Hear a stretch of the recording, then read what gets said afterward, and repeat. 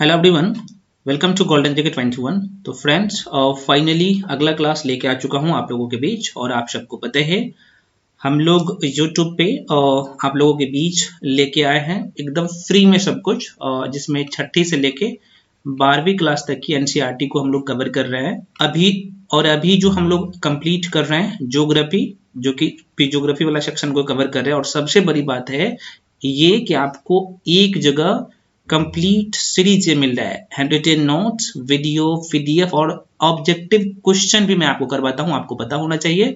तो कल का जो क्लास आप नहीं देखे हैं, मतलब कि कल की क्लास जो लोग नहीं देखे हैं, तो आप जाके देख लीजिए। मैं आपको यहाँ पे इस चैप्टर को एकदम जीरो से पढ़ाया हो। और आपको पता होगा कि 68वीं बीपीएससी की बात करूं, चाहे 69वीं बीपीएससी की बात करूं, इवन यूपीएससी का पेपर उठा के जाके देखेगा इस चैप्टर से डायरेक्टली। खासतौर पे ज्योग्राफी में बात करूं तो एनसीईआरटी के अलावा आपको कुछ भी छूने की जरूरत नहीं होता है, आपका काम हो जाता है ना। तो क्वेश्चन मिस नहीं होगा, सारी चीजें मैं पढ़ा रहा हूँ एक एक करके। और सबसे बड़ी बात ये है कि आपको हैंड रिटन नोट्स आपको दे देता हूँ। तो आप थ्योरी वाला वीडियो देखते हैं, हैंड रिटन नोट्स से रिविजन करते हैं और ऑब्जेक्टिव यार कर लेते हैं टॉपिक वाइज, तो अब कहाँ से क्वेश्चन मिस होगा। ठीक है, तो कल की क्लास में हम लोग यहाँ पे, मैं फिर से रिपीट कर दे रहा हूँ, ये जो चैप्टर था मैं पूरे तरीके से कंप्लीट करवा दिया हूँ। ठीक है, वहां पे जो है ये वीडियो का लेंथ थोड़ा सा लंबा हो गया था। ठीक है, तो मैं आप लोगों के लिए यहाँ पे ऑब्जेक्टिव क्वेश्चन नहीं करवा पाया था।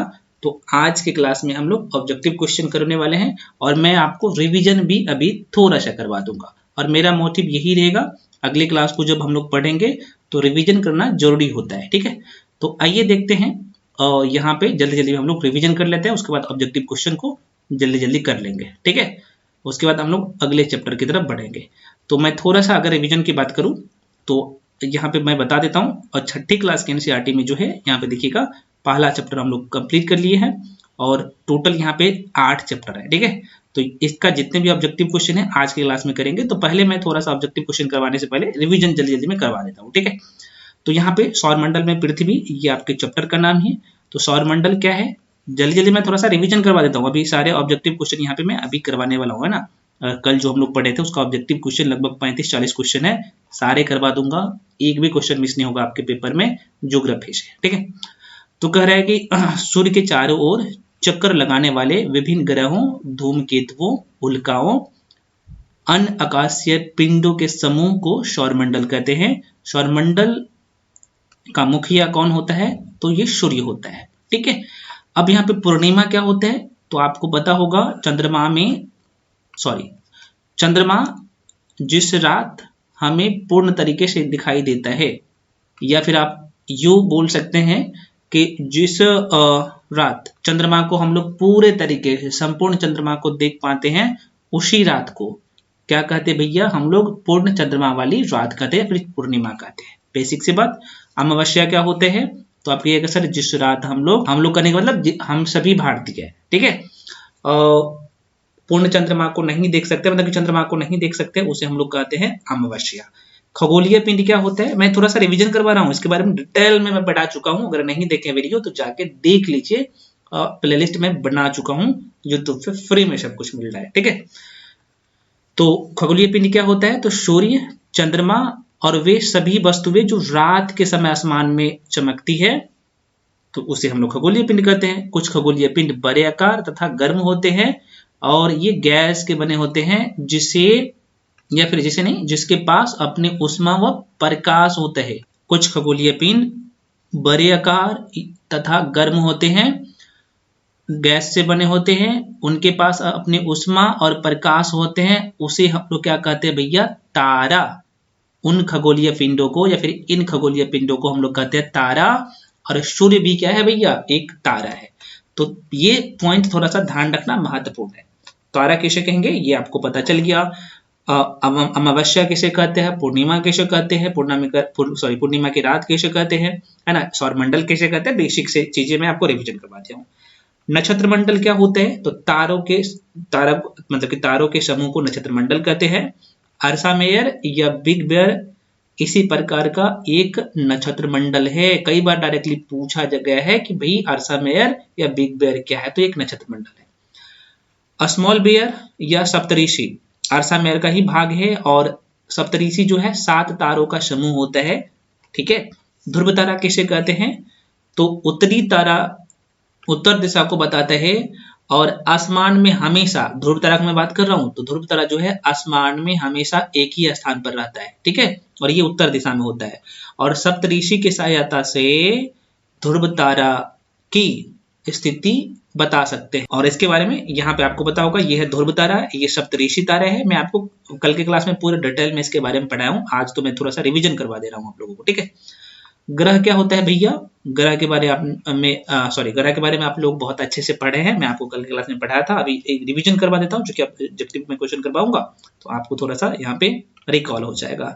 तो ग्रह किसे कहते हैं, तो कुछ खगोलीय पिंडों में अपना प्रकाश एवं ऊष्मा नहीं होता है। तो यहाँ पे देखिएगा, तारा में क्या होगा, खुद का प्रकाश और ऊष्मा होगा, ग्रह में खुद का प्रकाश और ऊष्मा नहीं होता है, ये ध्यान रखना, ठीक है। वे तारे के प्रकाश से, मतलब कि तारे के प्रकाश से, जितने भी ग्रह है ना, तो वो तारे के प्रकाश से प्रकाशित होते हैं। तो ग्रह में क्या होता है, खुद का अपना ऊष्मा और प्रकाश नहीं होता है। पृथ्वी जिसमें हम लोग रहते हैं, अभी जिसपे हम लोग रहते हैं, वो भी एक ग्रह है, ध्यान रखिएगा। सूर्य एक तारा है जो पृथ्वी के सबसे नजदीक का तारा है। हमारे पृथ्वी के समान 7 अन्य ग्रह भी है, पृथ्वी भी ग्रह है, तो पृथ्वी को मिला के टोटल 8 ग्रह है, आपको मैं बता चुका हूं, ठीक है। और मैं आपको बताता कि जितने भी ग्रह है, ग्रह को किससे भाई ऊर्जा प्राप्त होते हैं, ऊर्जा नहीं कहा जाए, ऊष्मा प्राप्त होता है, तो आप कहिएगा तारा से, ठीक है। और सूर्य का पृथ्वी के पास एक चंद्रमा है, मैं आपको बता चुका हूं। आसमान में दिखने वाले चंद्रमा भी एक उपग्रह है, इसके बारे में हम लोग कल भी डिस्कस किए थे। अब इसमें थोड़ा सा सूर्य के बारे में बता देता हूं, हालांकि ये चीज तो हम लोग कल के क्लास में भी देखे थे, आगे भी हम लोग देख लिए हैं। तो देखिएगा, यह सौरमंडल के केंद्र में स्थित है। सूर्य की मैं बात करूं, यह बहुत बड़ा एवं अत्यधिक गर्म गैस से बना है। सूर्य पृथ्वी से लगभग, पृथ्वी एक ग्रह है, तो सूर्य और पृथ्वी की दूरी की मैं बात करूं तो लगभग 15 करोड़ किलोमीटर है। ग्रह क्या होता है भैया, जरा सा देख लेना। ग्रह का डेफिनेशन मैं आपको यहाँ पे बता चुका हूं, तो यहाँ पे थोड़ा सा देख लीजिएगा ग्रह के बारे में कुछ बेसिक बातें। तो हमारे सौरमंडल में 8 ग्रह है। सूर्य के दूरी के अनुसार, ये कई बार सजाने के लिए आपसे पूछ लिया जाता है, ठीक है। तो ये सूर्य है, तो ये जो छोटे छोटे जो ग्रह देख रहे हैं भैया, है ना, आकार के हिसाब से, तो देखिएगा, बुध हो गया, शुक्र हो गया, पृथ्वी हो गया, मंगल हो गया, ये 4 ग्रह को हम लोग कहते हैं आंतरिक ग्रह। और इनकी संरचना की बात की जाए तो इनकी संरचना चट्टानी है, चट्टान से बने हुए हैं और आकार में छोटे होते हैं, ठीक है, जिसे आंतरिक ग्रह कहते हैं। दो यहाँ पे, उसके बाद यहाँ पे ये 4 ग्रह के बाद यहाँ पे बीच में क्षुद्र ग्रह का पट्टी होता है। क्षुद्र ग्रह क्या होता है, आगे हम लोग जल्दी से मैं आपको थोड़ा सा रिवीजन करवा दूंगा। बृहस्पति, शनि, यूरेनस, नेपच्यून, ये जो है आकार में बड़े होते हैं, इसे बाह्य ग्रह कहा जाता है, और ये गैस व तरल पदार्थ से बने होते हैं, ठीक है। तो ये बेसिक से बात है। और आपको पता होगा क्षुद्र ग्रह कौन से 2 ग्रह के बीच में होता है, तो देखिए मंगल और बृहस्पति के बीच में यहाँ पे क्षुद्र ग्रह का पट्टी है, ठीक है, ये आपको ध्यान रखना है। मैं आपको सब कुछ डायग्रामिकली दिखाने की कोशिश किया हूं। देखिए, जो सूर्य से जितना नजदीक होगा, सूर्य के चारों ओर परिक्रमा करने में कम समय लेगा, जो ज्यादा दूर में होगा तो भाई ज्यादा टाइम लगेगा, जाहिर सी बात है। तो सूर्य का सबसे नजदीक ग्रह कौन सा है, तो आप कहिएगा बुध है, और 88 दिन का टाइम लेता है सूर्य की परिक्रमा करने में, ठीक है। और वही नेपच्यून जो है सबसे लास्ट में है, तो 164 दिन का टाइम लेता है। देखिए, सर्वाधिक उपग्रह जो है, उपग्रह का मतलब सर्वाधिक चंद्रमा, उपग्रह से मतलब होगा चंद्रमा, तो सर्वाधिक उपग्रह वाला जो ग्रह है ये शनि है, 145 है, और बृहस्पति में 79 है, आपको थोड़ा सा ये ध्यान रखना है। और पृथ्वी जिस पे हम लोग रहते हैं, तो उसमें एक ही उपग्रह है, जो कि चंद्रमा क्या है, उसका उपग्रह है, ठीक है। चलिए, अब कक्षा क्या होता है जरा सा देख लीजिएगा। तो सौरमंडल के सभी 8 ग्रह एक निश्चित पथ पर सूर्य के चारों ओर चक्कर लगाते हैं, और ये रास्ता कौन से आकार का होता है, कई बार प्रश्न पूछे गए हैं, तो दीर्घवृत्ताकार होते हैं, और उसे ही हम लोग क्या कहते हैं भैया, कक्षा। आइए देख लेते थोड़ा सा और। शुक्र पृथ्वी का जुड़वा ग्रह है, क्योंकि आकार व आकृति में दोनों बराबर है, शुक्र और कौन, तो पृथ्वी। प्लूटो की मैं बात करूं तो आप बौना ग्रह के श्रेणी में रखा गया है, आपको पता ही होगा। अंतरराष्ट्रीय खगोल संगठन ने 2000 ईस्वी में इसे ग्रह की श्रेणी से निकाल के बौना ग्रह की श्रेणी में रखा गया है। 2006 में ये चीज हुई थी। 2006 से पहले टोटल ग्रहों की संख्या 9 था, आपको पता होगा। अभी प्रेजेंट टाइम में 8 ग्रह है। पृथ्वी के बारे में थोड़ा सा देख लीजिएगा। पृथ्वी एक ग्रह है ना, जिसपे हम लोग रहते हैं। पृथ्वी की मैं बात करूं तो उसमें प्रकाश और ऊष्मा सूर्य से प्राप्त होता है। तो आकार में 5वां सबसे बड़ा ग्रह है और इसे नीला ग्रह के नाम से जाना जाता है। क्यों कहा जाता है इसे नीला ग्रह, आपको पता होगा। इसके 2/3 भाग पर जो है या फिर सतह पर पानी है, इस कारण से। पृथ्वी का आकार भूआब है, जियोइड इंग्लिश में कह सकते हैं। और उपग्रह की बात करें तो चंद्रमा मात्र एक उसका उपग्रह है। खगोलीय पिंड जो ग्रहों के चारों ओर चक्कर लगाता है। कई बार पूछे जाते हैं भाई उपग्रह क्या होता है, तो वे खगोलीय पिंड जो ग्रहों के चारों ओर चक्कर लगाते हैं, है ना, तो उसे हम लोग क्या कहते हैं भैया, उपग्रह कहते हैं। ठीक है, चलिए चंद्रमा पृथ्वी के एक चक्कर लगभग मैं बात करूं, पृथ्वी का चंद्रमा जो है पृथ्वी का एक चक्कर लगाने में लगभग 27 दिन में पूरा करता है और साथ ही उतने ही समय में अपने अक्ष पर चंद्रमा जो है 27 दिन के आसपास में ही पूरा चक्कर लगा लेता है। ठीक है, पृथ्वी और चंद्रमा के बीच की डिस्टेंस की बात करें तो 3,84,400 किलोमीटर दूर है। अब क्षुद्र ग्रह मैंने आपको बताया था, क्षुद्र ग्रह का पट्टी है ना, तो मंगल और बृहस्पति के बीच में जो क्षुद्र ग्रह का पट्टी था, तो भाई यहीं पे देख लीजिएगा क्षुद्र ग्रह का डेफिनेशन। तो पत्थरों, ये क्षुद्र ग्रह होता क्या है जरा सा देख लीजिएगा। तो पत्थरों के छोटे छोटे टुकड़े सूर्य के चारों ओर चक्कर लगाते हैं। ठीक है, और ये मंगल और बृहस्पति के कक्षाओं के बीच पाए जाते हैं। वैज्ञानिकों के अनुसार क्षुद्र ग्रह ग्रह का ही एक भाग है जो बहुत ही वर्ष पहले विस्फोट के बाद ग्रहों से टूटकर अलग हो गए। तो क्षुद्र ग्रह क्या है, ग्रह का ही एक भाग है जो कि ग्रह से टूट के अलग हो गया और दोनों के बीच में, मंगल ग्रह और बृहस्पति ग्रह के बीच में जो पट्टी बना हुआ है उसी में घूमता है। ठीक है, चलिए उल्कापिंड क्या होता है, तो सूर्य के चारों ओर चक्कर लगाने वाला पत्थर के छोटे छोटे टुकड़े को उल्कापिंड कहते हैं। बेसिक से बात आप समझ लीजिए। आकाशगंगा क्या है, लाखों तारों का समूह को आकाशगंगा, और आकाशगंगा को ही इंग्लिश में मिल्की वे कहते हैं। आपको पता होगा हमारा सौरमंडल आकाशगंगा का ही एक भाग है। यह करोड़ों तारों, बादलों तथा गैसों का एक प्रणाली है आकाशगंगा। ठीक है, करोड़ों तारों, बादलों और गैस का एक प्रणाली है, इसके समूह से बना है। ब्रह्मांड क्या है, तो भाई ब्रह्मांड की मैं बात करूं तो ये सबसे बड़ा है ना, इसी के अंदर सब कुछ है। तो लाखों आकाशगंगाएं मिलकर ब्रह्मांड का निर्माण करती है। ठीक है, धूमकेतु क्या होता है, तो छोटे पिंड, चट्टानों, धूलकणों, हिम गैसों का बना होता है धूमकेतु, और सूर्य के पास गुजरने पर परत पिघलकर गैस में बदल जाती है। ये धूमकेतु को ही पुच्छल तारा कहते हैं ना। तो ये देखिए मान लीजिए हम लोग पृथ्वी पे है ना, ये पृथ्वी किसके अंदर में है, तो आकाशगंगा के अंदर में, सॉरी सौरमंडल के अंदर में।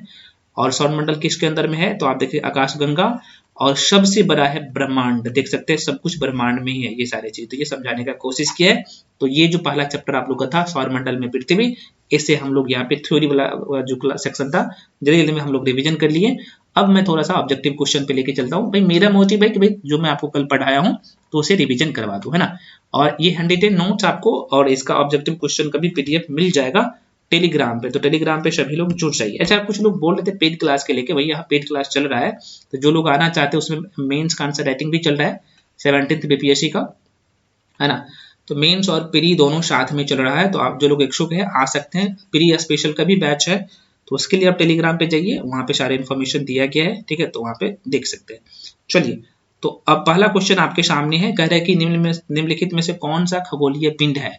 तो खगोलीय पिंड का डेफिनेशन अभी आपने देखा, तो क्या हो जाएगा खगोलीय पिंड।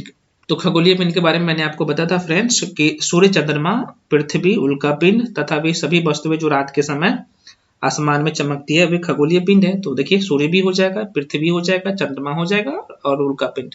तो खगोलीय पिंड का आपने डेफिनेशन देख लिया। ठीक है, तो आंसर क्या होगा भाई, सभी सही हो जाएगा। तो D is the right answer. अगला क्वेश्चन आपके सामने है। क्वेश्चन कह रहे हैं कि किन खगोलीय पिंडों को तारा कहते हैं ना। तो तारा किसे कहेंगे, जिसमें खुद का क्या होगा भैया, ऊष्मा होगा और प्रकाश होगा, है ना, प्रकाश होगा, तो उसे हम लोग तारा कहेंगे। मैं अभी आपको बताया हूं। तो कह रहे जिसके पास ऊष्मा व प्रकाश होता है, देखिए ऊष्मा और प्रकाश होता है, तो उसे हम लोग क्या कहेंगे, तारा कहेंगे। ठीक है, जिसके पास ऊष्मा व प्रकाश नहीं होगा उसे हम लोग ग्रह कहेंगे। ये बेसिक से बात है ना। तो आंसर क्या होगा, B is the right answer हो जाएगा। चलिए अगले क्वेश्चन पे बढ़ते हैं। क्योंकि आपने अच्छे से अभी सब कुछ पढ़ लिया तो जाहिर सी बात है सारे, और ये सारे एनसीईआरटी का क्वेश्चन है, एनसीईआरटी, और इसमें ओल्ड प्लस न्यू एनसीईआरटी का सारे क्वेश्चन लिया गया। तो मेरे हिसाब से अगर करते हैं तो एक भी क्वेश्चन एग्जाम में इसके बाहर नहीं जाएगा, ठीक है। हालांकि दावा नहीं करना चाहिए, मैं बता रहा हूँ। चलिए अगला क्वेश्चन है, तारे के विभिन्न समूहों द्वारा बनाई गई विविध आकृतियां क्या कहलाती है? अभी मैं आपको पढ़ाया हूँ, ठीक है। बताइएगा कितने लोग बता सकते हैं। तो भाई बताया ना कि नक्षत्र मंडल उसे कहते हैं, तो नक्षत्र मंडल कहते हैं, ठीक है। चलिए बढ़ते हैं नेक्स्ट क्वेश्चन की तरफ। अगला क्वेश्चन आपके सामने है, चौथा नंबर का क्वेश्चन। नक्षत्र मंडल, ध्यान रखिएगा, रात्रि के समय आसमान की ओर देखते हैं तो तारों का विभिन्न समूह होता है ना, आपको बताया हूं, तो उसे हम लोग नक्षत्र मंडल कहते हैं। अगला क्वेश्चन है कि अंतरिक्ष से संबंधित अर्शा मेयर, अभी हम लोग देखे हैं बिग बेयर का संबंध जो है किससे है? बहुत अच्छा क्वेश्चन है। तो आप कहिएगा सर अर्शा मेयर और बिग बेयर किसका भाग है? तो नक्षत्र मंडल का ही भाग है, मैंने अभी आपको बताया, ठीक है। तो अर्शा मेयर और बिग बेयर एक प्रकार का नक्षत्र मंडल है। और स्मॉल बेयर या फिर इसे हम लोग सप्तविदेशी कहते हैं। तो ये 7 तारों का समूह होता है जो कि बहुत आसानी से पहचाना जा सकता है। अभी मैं आपको सब कुछ दिखाया था, ठीक है। चलिए तो नेक्स्ट क्वेश्चन आपके सामने कह रहा है कि किन खगोलीय पिंडों को ग्रह कहा जाता है? तो ग्रह किसे कहेंगे? तो आप कहिएगा सर जिनके पास अपनी उष्मा प्रकाश नहीं होगा, है ना, उष्मा और प्रकाश नहीं होगा, एवं तारों का के प्रकाश से प्रकाशित होगा, है ना, तारों के प्रकाश से प्रकाशित होगा, तो उसे हम लोग ग्रह कहेंगे। बिल्कुल ये सही है। चलिए अगला क्वेश्चन आपके सामने कह रहा है कि निम्नलिखित कथनों पर आपको विचार करना है। क्वेश्चन नंबर 6, 2 स्टेटमेंट दिया गया है और बोला जा रहा है कि कौन सा यहाँ पे सही है। तो निम्नलिखित कथनों पे आपको विचार करना है, ठीक है। इसके बारे में हम लोग बहुत अच्छे से देखें। तो क्या कह रहा है कि पृथ्वी एक ग्रह है, बिल्कुल, यह अपना संपूर्ण प्रकाश एवं उष्मा सूर्य से प्राप्त करता है, बिल्कुल ये सही है, मैंने आपको अभी बताया। और कह रहा है कि पृथ्वी सूर्य के दूरी के हिसाब से चौथा ग्रह है, नहीं, दूरी के हिसाब से कितने नंबर पर है? तो आप कहेगा यहाँ पे सर सूर्य है, मैं आपको बताया हूँ ना, सूर्य है। सूर्य के बाद कौन सा है? यहाँ पे बुध है ना, बुध के बाद कौन सा है? तो आप कहेगा शुक्र है, शुक्र है, दूरी के हिसाब से बोल रहा है ना, तो शुक्र है, और शुक्र के बाद यहाँ पे पृथ्वी है। तो देखिएगा सूर्य के हिसाब से पहला, दूसरा, तीसरा है, तो ये तो गलत हो जाएगा, तो तीसरा है, लेकिन यहाँ पे बोला है चौथा, तो है तो तीसरा, तो ये गलत हो जाएगा। तो आंसर क्या होगा? ये इज द राइट आंसर। चलिए अगला क्वेश्चन आपके सामने क्वेश्चन है कि सूर्य से बढ़ती हुई दूरी के आधार पर ग्रहों का क्रम आपको बताना है ना। ये आपने बहुत अच्छे से पढ़े हैं, मैं आपको पढ़ाया भी हूँ, ठीक है। तो यहाँ पे क्या हो जाएगा, ये मान लीजिए सूर्य है, देखिए सूर्य के बढ़ती हुई दूरी के हिसाब से ना, तो सूर्य के बाद कौन सा है? तो आप कहिएगा सर ये मंगल है, मंगल है। मंगल के बाद कौन सा है? ये मंगल है। मंगल के बाद आप सॉरी बुध है यार, बुध है, पहले बुध होगा, बुध के बाद कौन होगा? तो आप कहेगा बुध के बाद यहाँ पे शुक्र होगा, शुक्र के बाद यहाँ पे पृथ्वी होगा, पृथ्वी होगा, पृथ्वी के बाद कौन सा होगा? तो पृथ्वी के बाद यहाँ पे मंगल है, मंगल है, और मंगल के बाद यहाँ पे बीच में क्षुद्र ग्रह का पट्टी है, इसके बाद यहाँ पे बृहस्पति है, पूरा लिखने की जरूरत नहीं है।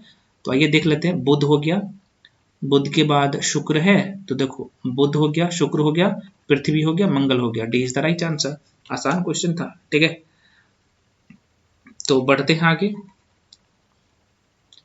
नीचे दिए गए ग्रहों में कौन जो है आंतरिक ग्रह है? आंतरिक ग्रह मैंने आपको बताया था, है ना, आंतरिक ग्रह वो 4 ग्रह था, है ना, क्षुद्र ग्रह की जो पट्टी था ना, इसके इधर का ग्रह तो कौन कौन सा था? तो आपके कहा सर मंगल था, मंगल के बाद मैं पहले मंगल क्या रहा, क्यों मेरे दिमाग में छप गया है, ठीक है। तो पहले बुध था, है ना, यहाँ पे बुध था, बुध के बाद यहाँ पे शुक्र था, शुक्र था, उसके बाद यहाँ पे पृथ्वी था, पृथ्वी था, और यहाँ पे मंगल था, ठीक है। तो ये आप देखिएगा तो ये चारों जो है आंतरिक ग्रह था। बाह्य ग्रह कौन सा था? तो आपके सर बृहस्पति था, शनि था, यूरेनस था और नेपच्यून था, है ना। तो ये चारों जो है बाह्य ग्रह था, और आंतरिक ग्रह ये चारों था, ठीक है। तो ये जो आंतरिक ग्रह है आकार में छोटे होते हैं, मैंने आपको बताया छोटे होते हैं, और ये चट्टान से बना हुआ है ना, और ये गैस से बना हुआ था, गैस प्लस तरल पदार्थ से, और आकार में बड़े होते हैं। तो मैं इसके बारे में बताया था। तो आंतरिक ग्रह पूछा है तो देखो बुध हो जाएगा, मंगल हो जाएगा और शुक्र हो जाएगा, बृहस्पति ये बाह्य ग्रह में आता है, ठीक है। तो पहला, दूसरा, तीसरा, तो B is the right answer. चलिए अगले क्वेश्चन पे बढ़ते हैं। अगला क्वेश्चन है, नीचे दिए गए ग्रहों में से कौन सा बाह्य ग्रह है? बाह्य ग्रह आपको पता है हो गया, ये बृहस्पति, नेपच्यून, शनि और यूरेनस, मतलब कि सभी हो जाएगा। D is the right answer. ठीक है, नेक्स्ट क्वेश्चन की तरफ बढ़ते हैं। अगला क्वेश्चन नंबर 10 न हो गया, हाँ 10 की तरफ बढ़ते हैं। कह रहा है कि नीचे दिए गए कथनों पर विचार करना है। कथन दिया गया है, कारण दिया गया है ना, और आपके पेपर में इस तरह का क्वेश्चन पूछे जाते हैं। तो कह रहा है कि बुध सूर्य का चारों ओर परिक्रमा, बुध सूर्य के चारों ओर परिक्रमा, परिक्रमण काल सौरमंडल के सभी ग्रहों से सबसे कम है। हाँ, तो बुध का तो बिल्कुल है, सबसे कम है, क्योंकि बुध सूर्य के सबसे नजदीक है, तो बिल्कुल सही है। बुध सूर्य के सबसे नजदीक का ग्रह है, बिल्कुल दोनों सही है। और ए जो है आर, ए और आर दोनों सही है। आर जो है ए का सही व्याख्या भी करता है, तो इसलिए ए इज द राइट आंसर हो जाएगा। ठीक है, चलिए अगला क्वेश्चन, सौरमंडल में किन दो ग्रहों के बीच क्षुद्र ग्रह का पट्टी है? मैंने आपको बताया ना भैया, यहाँ पे जो क्षुद्र ग्रह का पट्टी था, तो इधर मंगल था और इधर बृहस्पति था, है ना, बृहस्पति था। तो आंसर क्या होगा? मंगल और बृहस्पति के बीच, D is the right answer. तो क्वेश्चन को यार सही से कंसेप्ट आपने क्लियर किया है, तो एक भी क्वेश्चन मिस नहीं होगा और एग्जाम में भी क्वेश्चन नहीं छूटेगा। कहाँ से एग्जाम में क्वेश्चन बनाएगा? अगला क्वेश्चन है, हमारे सौरमंडल में सूर्य के सबसे दूर का ग्रह, अच्छा देखिए, सौरमंडल में सूर्य के सबसे दूर का ग्रह मतलब कि सबसे लास्ट में कौन है? तो आपको पता है कौन सा होगा? तो नेपच्यून हो जाएगा ना, नेपच्यून, यूरेनस नहीं होगा, नेपच्यून सबसे लास्ट में, 12 का बी हो जाएगा। ठीक है भैया, चलिए अगला क्वेश्चन है, और नीचे दिए गए कथनों पर आपको विचार करना है। दो स्टेटमेंट है और देखते हैं दोनों में से कौन कौन सा सही है। तो कह क्या रहा है, सॉरी कथन और कारण दिया गया, देखते हैं भाई कौन सही है। तो कह रहा है कि पृथ्वी के आकार को भूआब कहते हैं। मैंने आपको बताया ना, पृथ्वी का जो शेप है कैसा है? भूआब है, मतलब कि दोनों ध्रुव की तरफ जो है आप देखिएगा थोड़ा सा चपटा हुआ है ना, वो आकार भूआब है, जियोइड है, बिल्कुल सही है। पृथ्वी ध्रुवों के पास थोड़ी सी चपटी है, ये भी सही है ना। तो दोनों आपको स्टेटमेंट कहीं ना कहीं सही दिख रहा है। तो आपके मन में क्वेश्चन होगा क्या, इसका मतलब ए सही है? बिल्कुल ए सही है। अगला क्वेश्चन है, निम्नलिखित में से कौन सा कथन सत्य है? दो स्टेटमेंट है, दोनों में से देखते कौन कौन सा सही है। ठीक है, मैं थोड़ा सा फास्ट में करवा इसलिए रहा हूँ क्योंकि मैं आपको थ्योरी बहुत अच्छे से पढ़ा चुका हूँ, है ना। तो कह रहा है कि अंतरिक्ष से देखने पर पृथ्वी हरे रंग के दिखते हैं। देखो डायरेक्टली गलत बोल रहा है। ठीक है, अंतरिक्ष से देखने पर जो है, अंतरिक्ष से देखने पर पृथ्वी कौन सा, तो हरे नहीं बल्कि नीले कलर का दिखते हैं। तो ये तो गलत बोल दिया है, तो ये तो गलत हो जाएगा।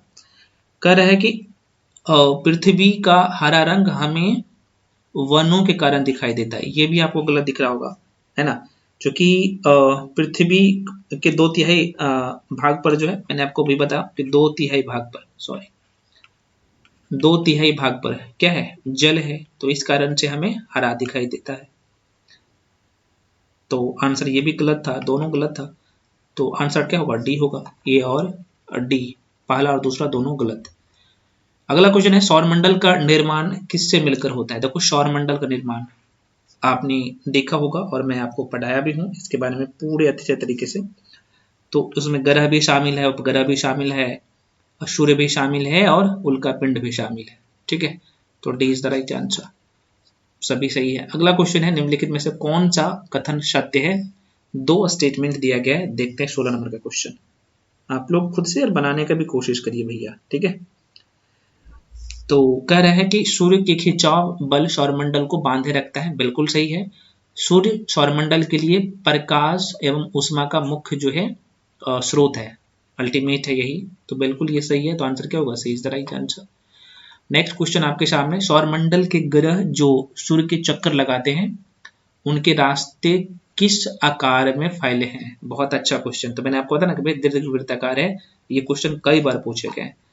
अगला क्वेश्चन आपके सामने, किस ग्रह को पृथ्वी का जुड़वा ग्रह कहा जाता है? मतलब कि आकार में वो बराबर है और शेप में भी। ठीक है, तो शुक्र को कहा जाता है ना, हम लोग अभी देखे। अगला क्वेश्चन आपके सामने, पृथ्वी का सबसे निकटतम ग्रह कौन सा है? पृथ्वी का सबसे नजदीक का ग्रह, पृथ्वी का, तो देखिए इस साइड कौन सा है? शुक्र है, और इस साइड कौन सा है? तो मंगल है। तो दोनों ऑप्शन नहीं रहेगा, दोनों ऑप्शन रहेगा तो इनमें से दो रहेगा लिखा हुआ। ठीक है, तो देखो शुक्र है तो शुक्र है, और यहाँ पे मंगल नहीं है, नहीं है मंगल, तो इसलिए शुक्र हो जाएगा, ध्यान रखिएगा। अगला क्वेश्चन आपके सामने, क्वेश्चन कह रहा है कि हमारे सौरमंडल का सबसे बड़ा एवं सबसे छोटा ग्रह कौन सा है? सबसे बड़ा एवं सबसे छोटा, तो सबसे बड़ा ग्रह बृहस्पति हो जाएगा, बृहस्पति सबसे बड़ा है और बुध जो है सबसे छोटा है, तो देखो बृहस्पति अब बुध हो जाएगा, तो ए इज द राइट आंसर। ठीक है, चलिए भैया अगले क्वेश्चन की तरफ हम लोग बढ़ते हैं। नेक्स्ट क्वेश्चन आपके सामने, क्वेश्चन करें कि कौन से वे दो ग्रह जिनका सौरमंडल के अन्य ग्रहों की तुलना में परिक्रमण विपरीत है। आपको पता होगा यहाँ पे दो ग्रह है, ठीक है, सभी ग्रह आपको पता है कि पश्चिम से जो है पूरब की तरफ, सॉरी अगर मैं सूर्य की बात करूं, मैं क्या बोल रहा हूँ यार, क्वेश्चन क्या पूछा है, अच्छा कौन से जो है ग्रह है जो कि अन्य ग्रह की तुलना में भिन्न है। हाँ, तो सभी ग्रह, दो ग्रह को मैं छोड़ दूं, सॉरी शुक्र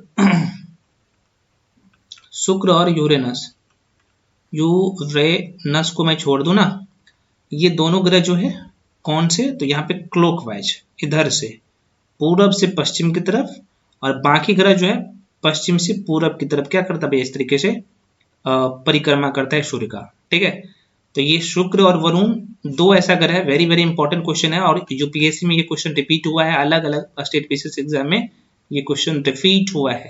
तो देखिएगा, एक जो है आंतरिक ग्रह और एक बाह्य ग्रह का, एक शुक्र और यूरेनस, जो कि इनकी जो परिक्रमण है ना, ये बाकी ग्रहों की तुलना में विपरीत है। ठीक है, तो ये भी मैं आपको बता दिया हूँ, ये दोनों पश्चिम से पूरब की तरफ, सॉरी हाँ पश्चिम से पूरब की तरफ, सॉरी क्या बोल रहा हूँ, ये दोनों ग्रह पूरब से पश्चिम की तरफ, और बाकी जो ग्रह है यह पश्चिम से पूरब की तरफ, और ये जो है पूरब से पश्चिम की तरफ, ये दोनों ग्रह परिक्रमा करता है। ठीक है, तो ये थोड़ा सा ध्यान रखना। तो कौन कौन सा हो जाएगा, शुक्र और यूरेनस, शुक्र और यूरेनस मतलब कि शुक्र और अरुण, इस तरीके से नाम याद रखिए, बाकी ग्रह से विपरीत परिक्रमा करता है। ठीक है, तो सी इज द राइट आंसर। चलिए ये जो है मैं फिर से एक बार रिपीट कर रहा हूँ, ये दोनों ग्रह जो है क्लॉकवाइज, जैसे घड़ी चलता है ना भाई, क्लॉकवाइज क्लॉकवाइज क्या करता है, परिक्रमा करता है सूर्य का, और बाकी जो ग्रह है, बाकी कौन सा, तो 6 ग्रह, कौन कौन सा, तो आपके सर यहाँ पे मंगल हो गया, बुध हो गया, शनि हो गया, बृहस्पति हो गया, मतलब कि बाकी यूरेनस हो गया, है ना, और कौन रह गया, पृथ्वी हो गया, पृथ्वी हो गया, ये सब जो है एंटी क्लॉक, मतलब कि इधर से है ना, मतलब कि पश्चिम से पूर्व की तरफ क्या करता है, परिक्रमा करता है। तो थोड़ा सा ध्यान रखिएगा, बहुत ही महत्वपूर्ण पॉइंट है। चलिए आगे बढ़ते हैं। अगला क्वेश्चन है, निम्नलिखित कथनों पर आपको विचार करना है। फिर से दो स्टेटमेंट दिया गया, दोनों में से कौन कौन सा स्टेटमेंट सही है, ये आपको क्या करना भैया, ज्ञात करना है। बेसिक सा क्वेश्चन है, आप लोग इसको बना लीजिएगा। तो कह रहा है कि बृहस्पति, शनि, यूरेनस के चारों ओर छल्ले हैं, बिल्कुल सही है, और ये छल्ले विभिन्न पदार्थों के असंख्या छोटे छोटे पिंडों से बनी है, बिल्कुल ये दोनों स्टेटमेंट सही है। आंसर क्या होगा, C is the right answer. अगला क्वेश्चन, हमारे सौरमंडल में किन ग्रहों के पास एक चंद्रमा है, एक चंद्रमा है, प्राकृतिक उपग्रह है। अच्छा क्या बोल रहे भैया, क्वेश्चन का डिमांड, एक मिनट रुको, अच्छा नहीं है बोल रहा है, एक चंद्रमा तो, एक उपग्रह तो सूर्य के, पृथ्वी के पास है। हमारे सौरमंडल में किन ग्रहों के पास चंद्रमा नहीं है, मतलब कि प्राकृतिक उपग्रह नहीं है। अच्छा कौन सा दो ग्रह है ना, तो आप लोग बता सकते हैं इसका आंसर। मेरे हिसाब से एक बुध के पास नहीं है, और एक और कोई है, बुध और शुक्र होगा शायद, मेरे हिसाब से देख लीजिएगा एक बार, हाँ शुक्र ही होगा, इनके पास नहीं है। तो आंसर क्या होगा, 1 और 3, D is the right answer. चलिए ये हालांकि आपको इस बुक में भी मिल जाएगा, यहाँ पे दिया गया है सब कुछ, देख सकते हैं डायग्राम जो दिया गया ना, तो इसमें उल्टा है क्या, तो दिख जाएगा। ऑब्जेक्टिव किधर चला गया भैया, हाँ अगला क्वेश्चन है कि नीचे दिए गए ग्रहों में सबसे अधिक चंद्रमा, सबसे ज्यादा चंद्रमा किसके पास है, तो आप शनि के पास 145, अभी मैं पढ़ाया हूँ। ठीक है, तो ये ध्यान रखिएगा।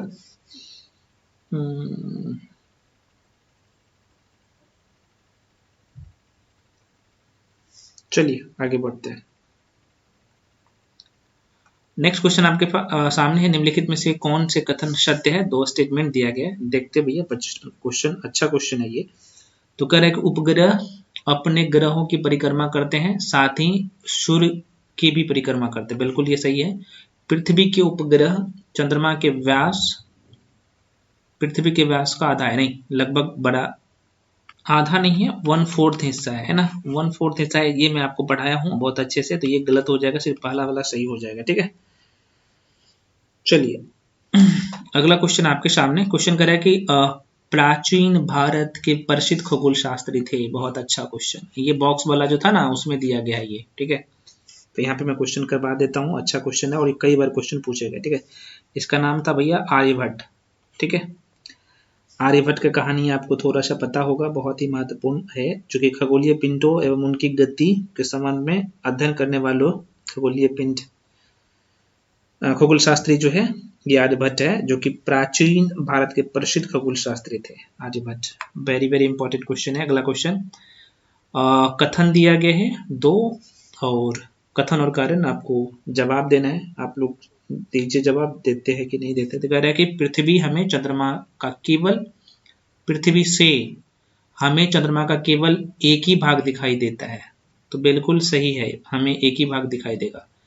कारण में है लिखा हुआ है कि चंद्रमा के द्वारा पृथ्वी का एक चक्कर पूरा करने में लगभग, पूरा करने में लगने वाला समय अपने अक्ष पर एक चक्कर पूरा करने में लगने वाले समय का से अधिक है, नहीं लगभग समान है, मैंने आपको बताया था ना लगभग समान है, तो ये गलत हो जाएगा, सिर्फ पहला सही हो जाएगा। तो देख लेते भैया, ये सही है और आर गलत है, ठीक है, C is the right answer.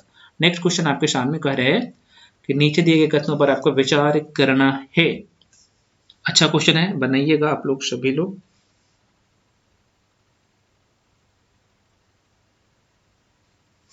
दो स्टेटमेंट है, दोनों में से कौन कौन सा सही है? तो कह रहा है कि सूर्य के चारों ओर चक्कर लगाने वाला पत्थर के या फिर पत्थरों के छोटे छोटे टुकड़ों को उल्कापिंड कहते हैं। बिल्कुल यार, उल्कापिंड का मैंने आपको डेफिनेशन बताया था, डायरेक्टली क्वेश्चन पूछ लिया गया। देखो अगला क्वेश्चन है कि खुले आकाश में फैली एक छोर से दूसरे छोर तक चौड़ी सफेद पट्टी जो लाखों तारों का समूह है उसे आकाश गंगा कहते हैं। बिल्कुल ये सही है, ठीक है। तो ये दोनों स्टेटमेंट हमें सही दिख रहा है।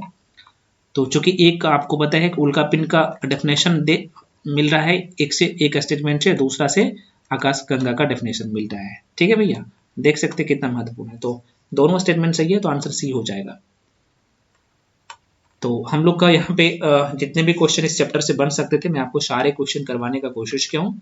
अगला चैप्टर हम लोगों का है, यहाँ पे आप देख सकते हैं, अगला मतलब कि अगला जो चैप्टर हम लोग का रहने वाला है, कल की क्लास में हम लोग पढ़ेंगे अक्षांश देशांतर। और आपको पता होना चाहिए सेक्शन 9 बीपीएससी में इस चैप्टर से 2 क्वेश्चन पूछ लिया गया था एकदम डायरेक्टली, तो इसलिए महत्वपूर्ण होता है। छठी क्लास के एनसीईआरटी में आपको मैं बता दिया ना, छठी से लेकर 12वीं तक करवा दूंगा, तो करवा दूंगा, ठीक है। अगर आपको इसका थ्योरी और डिटेल में पढ़ना है, मैं हालांकि क्लास जो 1 दिया हूँ उसमें पढ़ा चुका हूँ, प्लेलिस्ट में जाइए आपको दिख जाएगा सारी क्लासेस, ठीक है।